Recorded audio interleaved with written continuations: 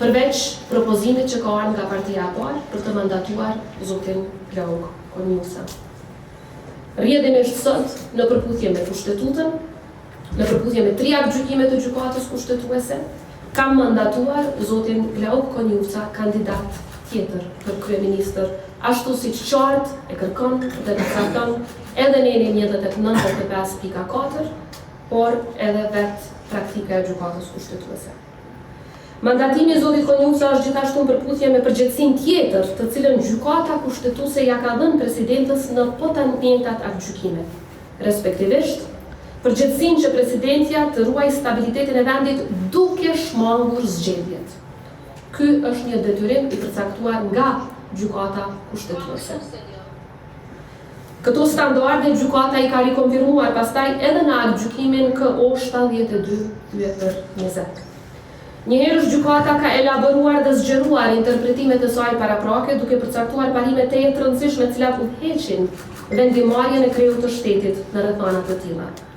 Kësaj kushtetuesja ka theksuar se qëllimi i hartuesve të kushtetutës ka qenë gjithnjë të përcaktoj 2 tentativa për formimin e qeverisë. Jo 1, por 2 tentativa. Ndaj ka përcaktuar se kur edhe herën e dytë nuk zgjedhet qeveria, atëherë shpallën zgjedhjet e parakohshme, në përputhje pra me aktgjykimin 72/20. Për më tepër, sipas gjykatës kushtetuese, struktura e normave që ndërlidhen me themelimin e institucioneve shtetërore duhet të interpretohen në frymën pozitive, në frymë të krijimit dhe jetësimit të institucioneve, dhe jo në frymë të bllokimit të ushtrimit efektiv të funksioneve shtetërore.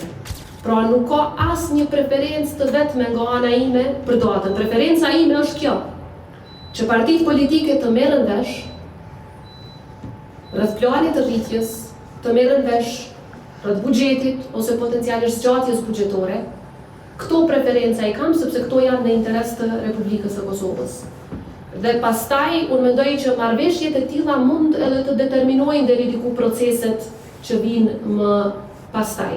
Mirë, po kjo i takon partive politike në kuvendin e Republikës së Kosovës. Sa i përket asaj që pyetet çfarë garancish. Siç e thash, askund në kushtetut dhe askund në aktgjykimet e gjykatës kushtetuese nuk kërkohen garanci. Kërkohen gjasa. Dhe ka dallim shumë të madh mes garancës dhe gjasave. Garanca japet në kuvend, prandaj edhe kërkohen votat aty. Kurse gjasat ofrohen në zyrën time.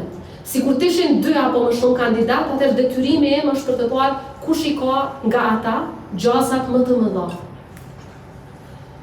Lëvizja dhe vendosja dhe kandidati për kryeministër zoti Konjusa, me cilin sapo e përfundova takimin, kanë besim të plotë që mund të arrijnë votat e nevojshme. Por kjo ju takon atyre. Ju takon atyre që t'i bëjnë votat. Mua më takon që të bindem që kanë gjasa.